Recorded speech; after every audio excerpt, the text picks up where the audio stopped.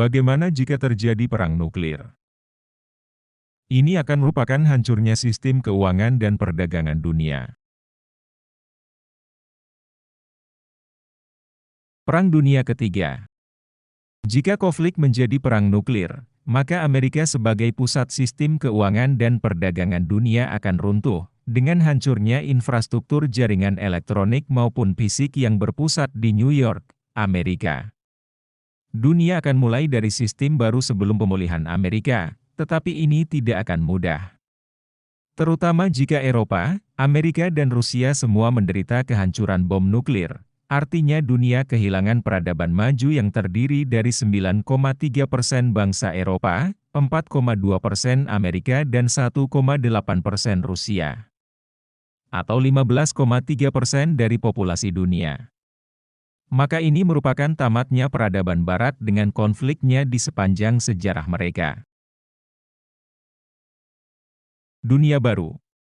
Banyak yang tidak dapat segera dibangun kembali, karena dunia sedang mengalami kontaminasi radiasi yang sangat masif, dan krisis kemanusiaan yang tak terkendali. Beberapa generasi akan tertinggal dalam pendidikan, maupun nutrisi dan kesehatan. Kesenjangan antara manusia yang tidak beradab dan beradab menjadi tidak terkendali. Memaksa peradaban yang lebih maju untuk mencari tempat baru, untuk hidup dengan teknologi yang sudah mereka kenal.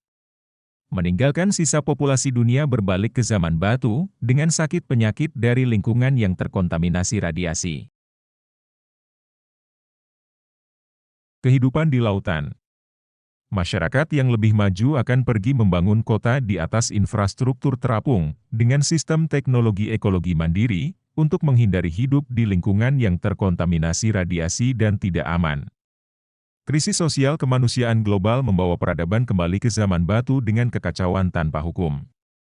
Ini merupakan zaman kegelapan global abad ke-21, tidak pernah terjadi sejak jatuhnya Kekaisaran Romawi di tahun 330. Kehidupan baru di ruang angkasa. Berbagai stasiun angkasa akan didirikan oleh bangsa-bangsa maju yang dihuni oleh para ilmuwan dan orang-orang berbakat yang sangat selektif. Mereka membuat persiapan untuk membangun kembali bumi setelah pulih dari kontaminasi lingkungan.